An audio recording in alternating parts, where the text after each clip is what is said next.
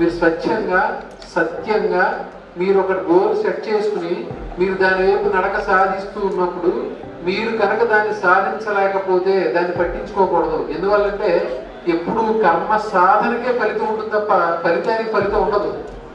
మీరు నడుస్తున్నారో నడకే ఫలితం అది.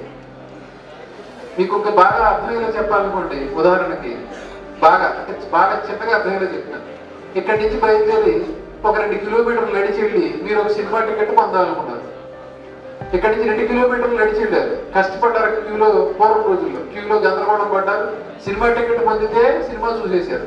Cinema ticket పొందరా?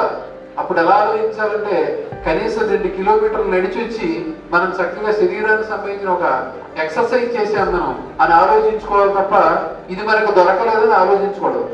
ఆ సినిమా చూసి వచ్చిన వాడు మీకు ఎలాగ చెప్తాడు? అర్థమైంది నేను చెప్పింది. ఎప్పుడు కర్మ సాధనకే ఫలితం. కర్మ ఎలా చేస్తున్నారనేదే చూడాలి తప్ప అది ఫలితం వచ్చిందా లేదో చూడకూడదు. ఎందుకంటే గుర్తుపెట్టుకోండి, రోజుకు 18 గంటల సాధన చేసిన ప్రతి క్రికెటర్ కూడా 10 ఓవర్లు అవ్వలేడు. అదే ఇక్కడ రహస్యం. నేను దాని మీద లోపలికి వెళ్తున్నా. 18 గంటల సాధన చేసిన వాడు ఎవరు కూడా 10 ఓవర్ల స్థాయికి వెళ్ళలేకపోవచ్చు.